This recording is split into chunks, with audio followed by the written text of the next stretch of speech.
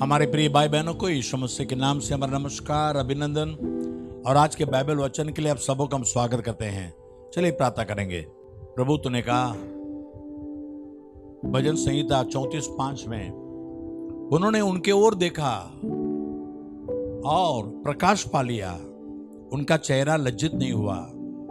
आज भी वचन के जरिए हम तेरे ओर देख रहे हैं प्रभु।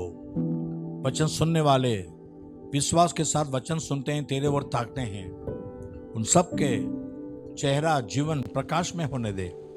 वो कभी किसी वजह से लज्जित नहीं होना है। आशीष कर, यीशु मसीह के नाम से मांगते पिता, आमीन आमीन आमीन। आज पहला इतिहास पहला अध्याय पढ़ने वाले हैं। आदम, शेत, एनोश, केनान, महलेल, यरेद, अनोक, मतुसले, लेमेक, नो, शेम, हाम और येपेत। एपेत के पुत्र गोमेर, मागोग, मादे, यावान, तबूल, तुबल, मेशेक और तिरास है। और गोमर के पुत्र अशकनज, दीपत और तोगर्मा है। और यावान के पुत्र एलीशा, तशीश और कित्ती और रोदानी लोग हैं। हाम के पुत्र कुश, मिस्र, यूत और कनान है। और कुश के पुत्र सबा, हबिला, सबाता, रामा और सप्तका है। और रामा के पुत्र शबा और ददान है। और कुश से निम्रोद उत्पन्न हुआ, पृथ्वी पर पहला वीर वही हुआ। और मिस्र से लूदी, अनामी, लहावी, तप्तही, पत्रुसी, कसुलुही, वहां से फलिस्ती निकले और कप्तोरी उत्पन्न हुए। कनान से उसका जेटा सिदोन और हित, और यबूसी, यमोरी, गिरगाशी, हिव्वी, अर्की, सीनी, अरवदी, समारी और हमाती उत्पन्न हुए। शेम के पुत्र एलाम, अशूर, अर्पक्षद, लूद, अराम, ऊस, होल, गेतेर और मेशेक है। और अर्पक्षद से सेलह और सेलह से एबेर उत्पन्न हुआ। और एबेर के दो पुत्र उत्पन्न हुए, एक का नाम पेलेग इस कारण रखा गया कि उसके दिनों में पृथ्वी बांटी गई। और उसके भाई का नाम योक्तान था। और योक्तान से अलमोदाद, सुलेब, असर मावेद, येरे, हदोरान, उजाल, दिखला, एबाल, अबिमाएल, शबा, ओपीर, अविला और सोबान उत्पन्न हुए। यही सब योक्तान के पुत्र हैं। शेम, अर्पक्षद, सेलह, एबेर, पेलेग, रू, सरूग, नाहोर, तेरह। अब्राम वही इब्राहिम भी कहलाता है। इब्राहिम के पुत्र इसहाक और इस्माइल है। इसकी वंशावलियां ये है: इज़राइल का जेटा नवायोत, फिर केदार, अद्वैल, मिबसाम, मिश्मा, दूमा, मस्सा, हद, तेमा, यतूर, नापीश, केदमा, ये इज़राइल के पुत्र हुए। फिर कतुरा जो इब्राहिम की अकेली थी, उसके ये पुत्र उत्पन्न हुए, अर्थात उससे जिम्रान, योक्षान, मदान, मिद्यान, इश्पाक और शू उत्पन्न हुए। योक्षान के पुत्र शबा और ददान। और मिद्यान के पुत्र एपा, एपेर, हनोक, हबिदा और एल्दा, ये सब कतुरा के पुत्र हैं। पहला इतिहास अध्याय 1 34 से 54। इब्राहिम से इसहाक उत्पन्न हुआ। इसहाक के पुत्र एसाव और इज़राइल। एसाव के पुत्र एलिपज, रुएल, यूश, यालाम और कोरह। एलिपज के ये पुत्र है तेमान, ओमार, सपी, गाताम, कनज, तिम्ना और अमालेक। रुएल के पुत्र नहत, जेरह, शम्मा, और मिज्जा। सेईर के पुत्र लोतान, शोबाल, सीबोन, अना, दीशोन, एसेर और दीशान। लोतान के पुत्र होरी और होमाम, और लोतान की बहिन तिम्ना थी। शोबाल के पुत्र अलियान, मानहत, एबाल, शपी और ओनाम। सीबोन के पुत्र अय्या और अना के पुत्र दीशोन, दीशोन के पुत्र हमरान, इशबान, इत्रान और करान। एसेर का पुत्र बेलहान, जावान और याकान। दीशान के पुत्र हूस और अरान। जब किसी राजा ने इज़राइलियों पर राज्य न किया, तब एदोम के देश में ये राजा हुए, अर्थात बोर का पुत्र बेला, और उसकी राजधानी का नाम दिनहाबा था। बेला के मरने पर बोसराई, जेरह का पुत्र योबाब, उसके स्थान पर राजा हुआ। योबाब के मरने पर तेमानियों के देश का हुशाम उसके स्थान पर राजा हुआ। फिर हुशाम के मरने पर बदद का पुत्र हदद उसके स्थान पर राजा हुआ। यह वही है जिसने मिद्यानियों को मोआब के देश में मार लिया, और उसकी राजधानी का नाम अविद था। हदद के मरने पर मसरेकाई समला उसके स्थान पर राजा हुआ। फिर समला के मरने पर शाऊल, जो महानद के तट पर के रहोबोत नगर का था, वह उसके स्थान पर राजा हुआ। शाऊल के मरने पर अकबोर का पुत्र बालहानान उसके स्थान पर राजा हुआ। बालहानान के मरने पर हदद उसके स्थान पर राजा हुआ, और उसकी राजधानी का नाम पाई था, और उसकी पत्नी का नाम महेदबेल था, जो मेजाहाब की नातनी और मतरेद की बेटी थी। तब हदद मर गया।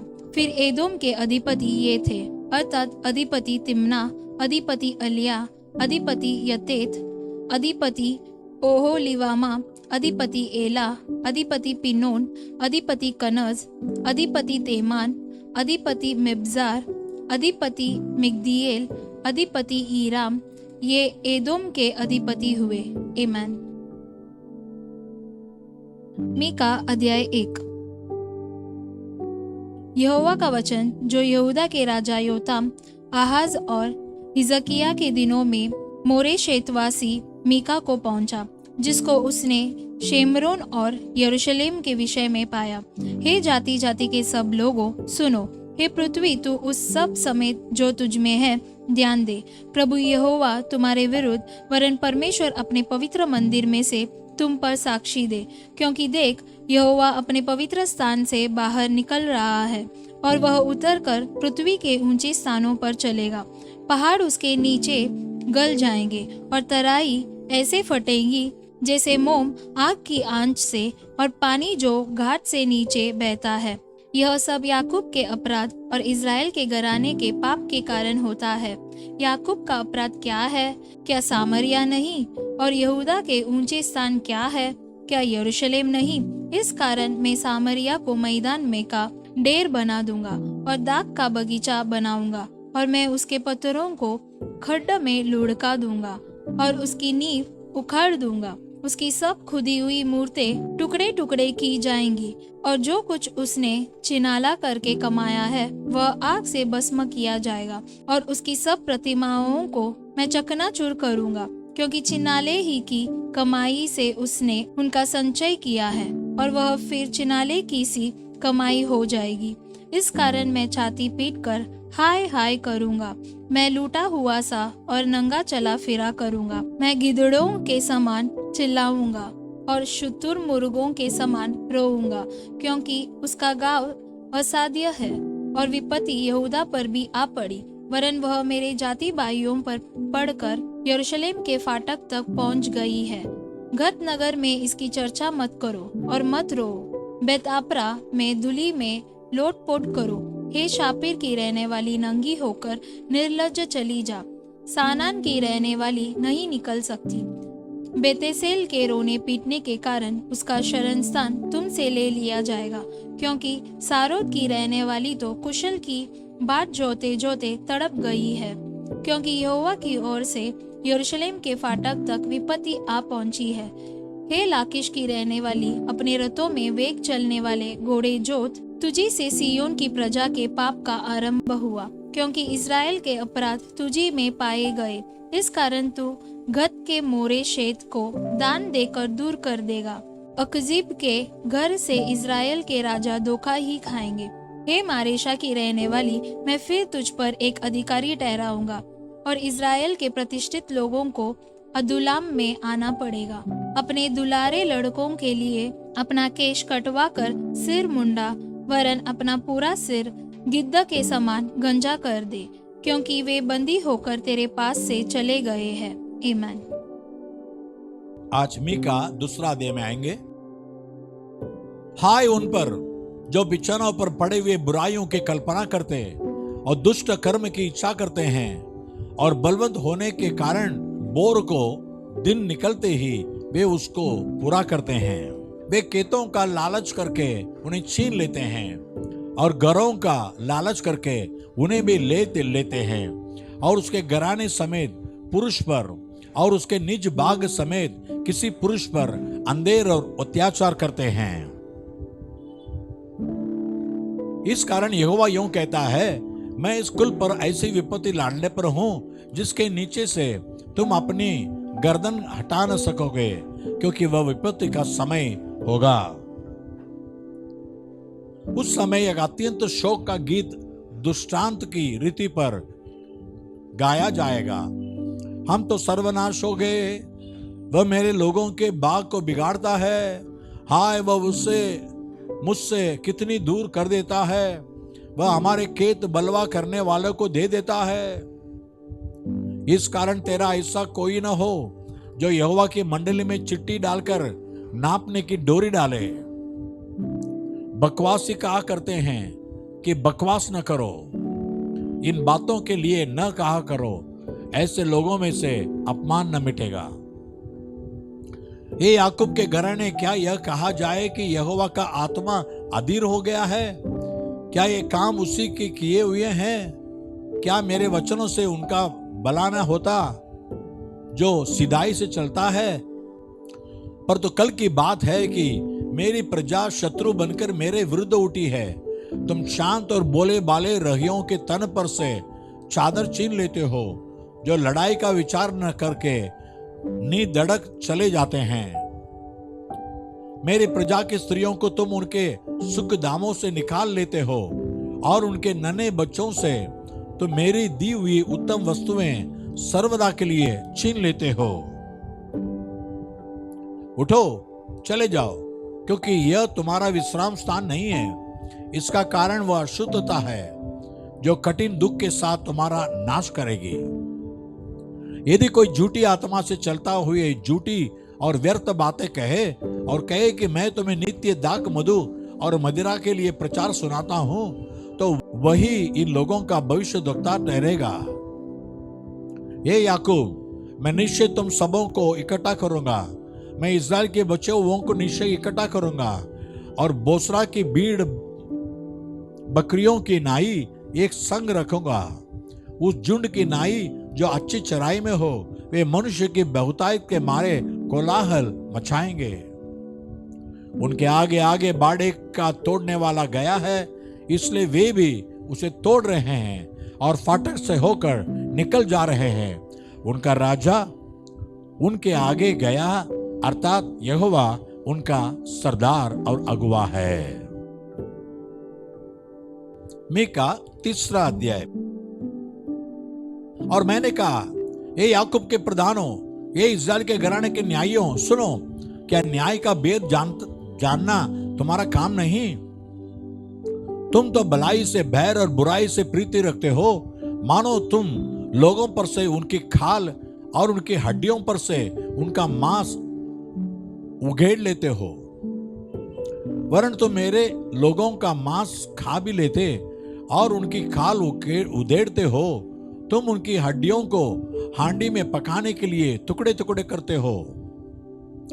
वे उस समय यहोवा की दुहाई देंगे, पर तो वह उनकी न सुनेगा, वरन उस समय वह उनके बुरे कामों के कारण उनसे मुंह फेर लेगा।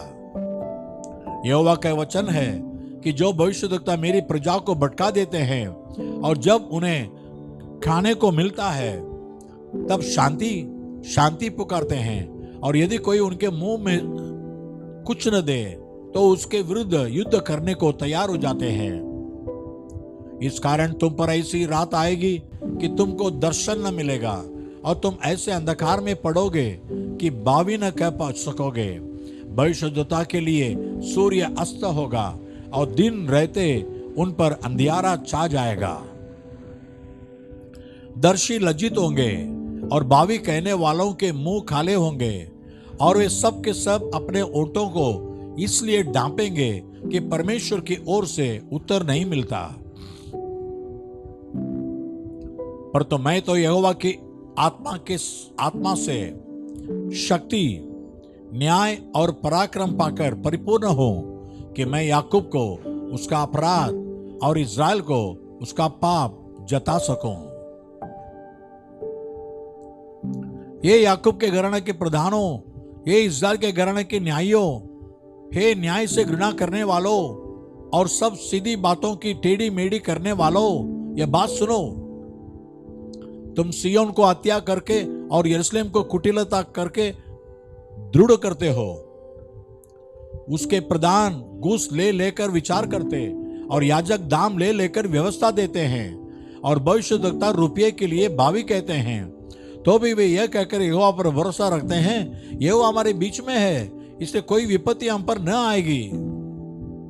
इसलिए तुम्हारे कारण सिय्योन जोत कर खेत बनाया जाएगा और यरूशलेम डीग की डीग हो जाएगा और जिस पर्वत पर भवन बना है वह वन के ऊंचे स्थान सा हो जाएगा। मीका अध्याय 4।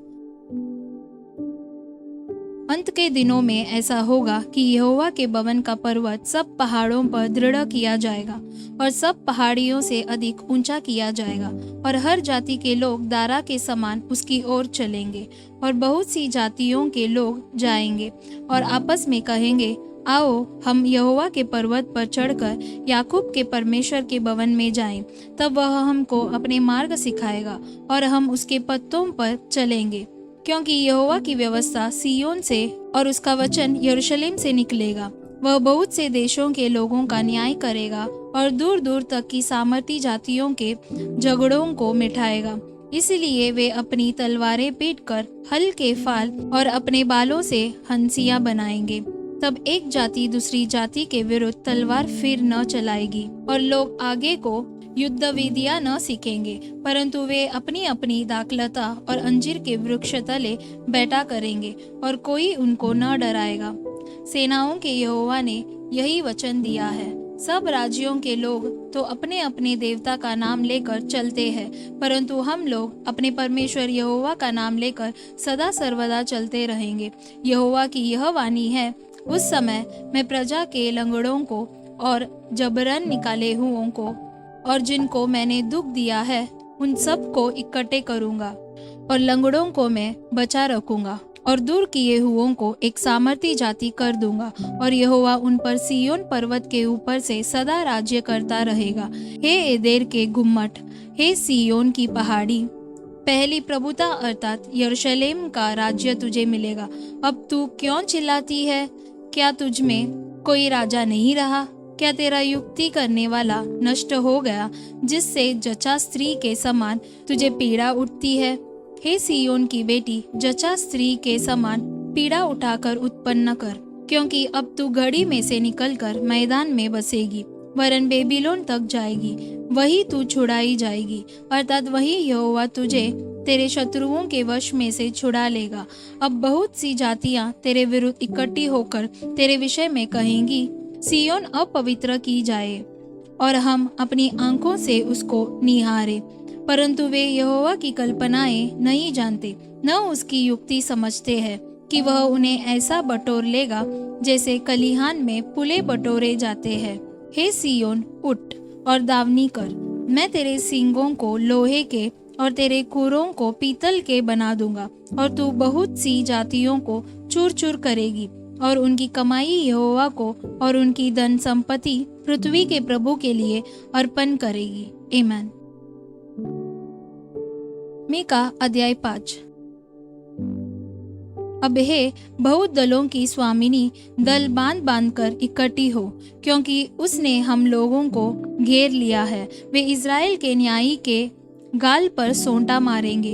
ए बेतलहम एप्राता, यदि तू ऐसा छोटा है कि यहूदा के हजारों में गिना नहीं जाता, तो भी तुझ में से मेरे लिए एक पुरुष निकलेगा जो इज़राइलियों में प्रभुता करने वाला होगा, और उसका निकलना प्राचीन काल से वरन अनादि काल से होता आया है।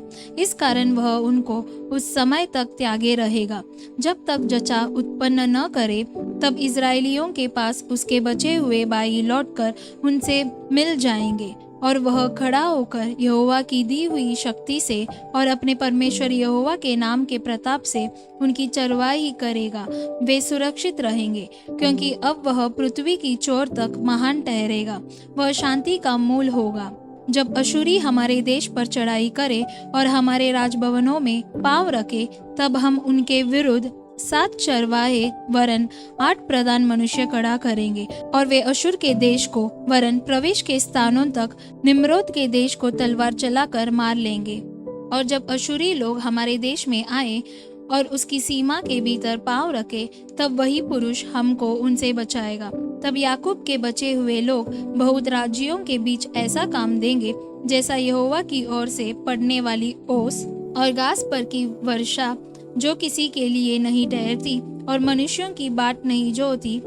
याकूब के बचे हुए लोग जातियों में और देश देश के लोगों के बीच ऐसे होंगे, जैसे वन पशुओं में सिंह या भेड़ बकरियों के झुंडों में जवान सिंह होता है। क्योंकि जब वह उनके बीच में से जाए तो लताड़ता और फाड़ता जाएगा, और कोई बचा न सकेगा। तेरा हाथ तेरे द्रोहियों पर पड़े और तेरे सब शत्रु नष्ट हो जाएं। यहोवा की यह वाणी है, उस समय मैं तेरे घोड़ों का तेरे बीच में से नाश करूंगा और तेरे रथों का विनाश करूंगा। मैं तेरे देश के नगरों को भी नष्ट करूंगा और तेरे किलों को ढा दूंगा। मैं तेरे तंत्र मंत्र का नाश करूंगा और तुझ में टोने आगे को न रहेंगे। मैं तेरी खुदी हुई मूर्तें और तेरी लाटें तेरी बीच में से नष्ट करूंगा, और तू आगे को अपने हाथ की बनाई हुई वस्तुओं को दंडवत न करेगा। मैं तेरी अशेरा नामक मूर्तों को तेरी भूमि में से उखाड़ डालूंगा और तेरे नगरों का विनाश करूंगा। और मैं जाति जाति से जो मेरा कहा नहीं मानती, क्रोध और जलजलाहट के साथ बदला लूंगा। आमीन। यशाया अध्याय 7। यहूदा का राजा आहास, जो योताम का पुत्र और उज्जिया का पोता था, उसके दिनों में आराम के राजा रसीन और इज़राइल के राजा रमल्याह के पुत्र पेकह ने यरूशलेम से लड़ने के लिए चढ़ाई की, परंतु युद्ध करके उनसे कुछ बन न पड़ा। जब दाऊद के घराने को यह समाचार मिला कि अरामियों ने एप्रैमियों से संधि की है, तब उसका और प्रजा का भी मन ऐसा कांप उठा जैसे वन के वृक्ष वायु चलने से काम जाते हैं। तब यहोवा ने यशायाह से कहा, अपने पुत्र शार्याशूब को लेकर दोबियों के खेत की सड़क से ऊपरली पोखरी की नाली के सिरे पर आहाज से भेंट करने के लिए जा, और उससे कह सावधान और शांत हो। और उन दिनों धुआं निकलती लुकड़ियों से, अर्थात रसीन और अरामियों के भड़के हुए कोप से और रमल्याह के पुत्र से मत डर, और न तेरा मन कच्चा हो, क्योंकि हरामियों और रमल्याह के पुत्र समेत एप्रैमियों ने यह कहकर तेरे विरुद्ध बुरी युक्ति टानी है कि आओ हम यहूदा पर चढ़ाई करके उसको घबरा दे और उसको अपने वंश में लाकर ताबेल के पुत्र को राजा नियुक्त कर दे। इसलिए प्रभु यहोवा ने यह कहा है कि यह युक्ति न तो सफल होगी और न पूरी, क्योंकि अराम का सिर दमिश्क और दमिश्क का सिर रसीन है, फिर एप्रैम का सिर शोमरान और शोमरान का सिर रमल्याह का पुत्र है। 65 वर्ष के भीतर एप्रैम का बल इतना टूट जाएगा कि वह जाति बनी न रहेगी। यदि तुम लोग इस बात की प्रतीति न करो तो निश्चय तुम स्थिर न रहोगे। फिर यहोवा ने आगाज से कहा, अपने परमेश्वर यहोवा से कोई चिन्ह मांग, चाहे वह गहरे स्थान का हो व ऊपर आसमान का हो। आहाज ने कहा, मैं नहीं मांगने का और मैं यहोवा की परीक्षा नहीं करूंगा। तब उसने कहा, हे दाऊद के घराने सुनो, क्या तो मनुष्य को उकता देना छोटी बात समझकर अब मेरे परमेश्वर को भी उकता दोगे? इस कारण प्रभु आप ही तुमको एक चिन्ह देगा। सुनो, एक कुमारी गर्भवती होगी और पुत्र जनेगी और उसका नाम इमानुएल रखेगी। और जब तक वह बुरे को त्यागना और भले का ग्रहण करना न जाने, तब तक वह मक्खन और मधु खाएगा, क्योंकि उससे पहले कि वह लड़का बुरे को त्यागना और भले को ग्रहण करना जाने, वह देश जिसके दोनों राजाओं से तो घबरा रहा है निर्जन हो जाएगा। यहोवा तुझ पर, तेरी प्रजा पर और तेरे पिता के घराने पर ऐसे दिनों को ले आएगा कि जब से एप्रैम यहूदा से अलग हो गया, तब वे वैसे दिन कभी नहीं आए, अर्थात अश्शूर के राजा के दिन। उस समय यहोवा उन मक्खियों को जो मिस्र की नदियों के सिरों पर रहती है और उन मधुमक्खियों को जो अश्शूर देश में रहती है सीटी बजाकर बुलाएगा, और वे सब के सब आकर इस देश के पहाड़ी व नालों में और चट्टानों की दरारों में और सब बटक टइयों और सब चराइयों पर बैठ जाएगी। उसी समय प्रभु महानद के पार वाले अश्शूर के राजा रूपी बाड़े के चोरे से सिर और पांवों के रोए मुड़ेगा, उससे दाढ़ी भी पूरी मुड़ जाएगी। उस समय ऐसा होगा कि मनुष्य केवल एक कलोर और 2 भेड़ों को पालेगा, और वे इतना दूध देंगी कि वह मक्खन खाया करेगा, क्योंकि जितने इस देश में रह जाएंगे वह सब मक्खन और मधु खाया करेंगे। उस समय जिन जिन स्थानों में 1000 टुकड़े चांदी की 1000 दाखलताएं हैं, उन सब स्थानों में कटीले ही कटीले पेड़ होंगे। तीर और धनुष लेकर लोग वहां जाया करेंगे, क्योंकि सारे देश में कटीले पेड़ हो जाएंगे, और जितने पहाड़ कुदाल से खोदे जाते हैं उन सबों पर कटीले पेड़ों के डर के मारे कोई न जाएगा। वे गायों बैलों के चरने के और भेड़ बकरियों के रोने के लिए होंगे। यशाया अध्याय 8। फिर यहोवा ने मुझसे कहा, एक बड़ी पटिया लेकर उस पर साधारण अक्षरों से महेर-शालाल हाशबज के लिए और मैं विश्वास योग्य पुरुषों को, अर्थात उरिया याजक और जेबेरक्याह के पुत्र जकरिया को इस बात की साक्षी करूंगा। मैं अपनी पत्नी के पास गया और वह गर्भवती हुई और उसके पुत्र उत्पन्न हुआ। तब यहोवा ने मुझसे कहा, उसका नाम महेर-शालाल हाशबज रख, क्योंकि इससे पहले कि वह लड़का बापू और माँ पुकार ना जाने, दमिश्क और शोमरोन दोनों की धन संपत्ति लूटकर अश्शूर का राजा अपने देश को भेजेगा। यहोवा ने फिर मुझसे दूसरी बार कहा, इसलिए कि लोग शीलो के धीरे धीरे बहने वाले सोते को निकम्मा जानते हैं और रसीन और रमल्याह के पुत्र के संग एका करके आनंद करते हैं।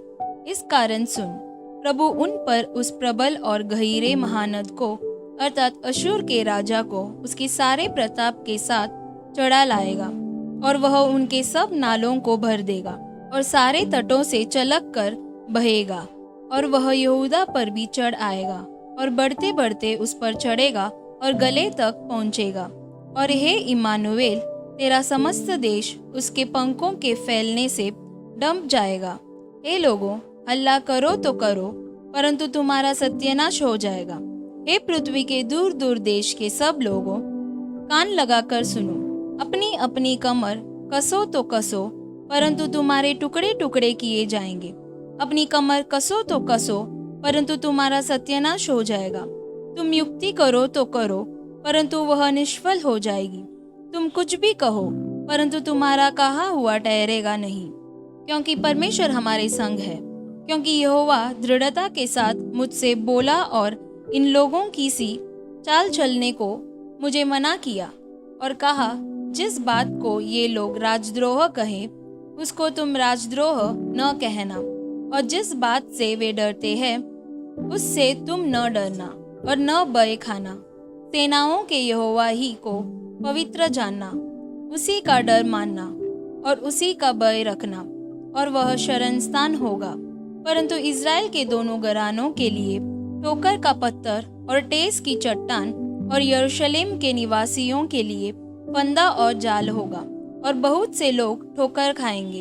वे गिरेंगे और चकनाचूर होंगे, वे फंदे में फंसेंगे और पकड़े जाएंगे। चितौनी का पत्र बंद कर दो, मेरे छेलों के बीच शिक्षा पर छाप लगा दो। मैं उस यहोवा की बाट जोता रहूंगा जो अपने मुख को याकूब के घराने से छिपाया है, और मैं उसी पर आशा लगाए रहूंगा। देख, मैं और जो लड़के यहोवा ने मुझे सौंपे हैं, उसी सेनाओं के यहोवा की ओर से जो सिय्योन पर्वत पर निवास किए रहता है, इज़राइलियों के लिए चिन्ह और चमत्कार है। जब लोग तुमसे कहें, ओझाओं और टोनों के पास जाकर पूछो जो गुनगुनाते और फुसफुसाते हैं, तब तुम यह कहना, क्या प्रजा को अपने परमेश्वर ही के पास जाकर न पूछना चाहिए? क्या जीवितों के लिए मुर्दों से पूछना चाहिए? व्यवस्था और चितौनी ही की चर्चा किया करो। यदि वे लोग इन वचनों के अनुसार न बोले तो निश्चय उनके लिए पौ न फटेगी। वे इस देश में क्लेशित और भूखे फिरते रहेंगे, और जब वे भूखे होंगे तब वे क्रोध में आकर अपने राजा और अपने परमेश्वर को शाप देंगे, और अपना मुख ऊपर आकाश की ओर उठाएंगे। तब वे पृथ्वी की ओर दृष्टि करेंगे, परंतु उन्हें सकेती और अंधियारा अर्थात संकट भरा अंधकार ही देख पड़ेगा, और वे घोर अंधकार में ढकेल दिए जाएंगे। आमीन।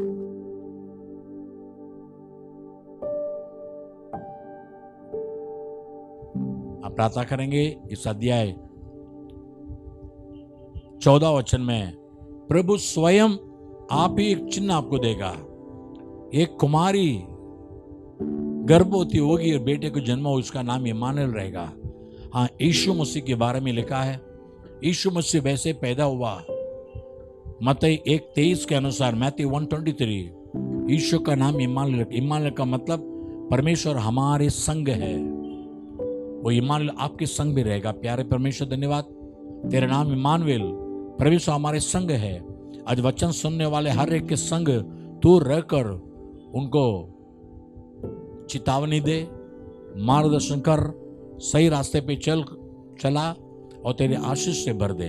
यीशु मसीह के नाम से मांगते पिता, आमीन आमीन। हालेलुया। God bless you. प्रभु आपका आशीष करे। आमीन।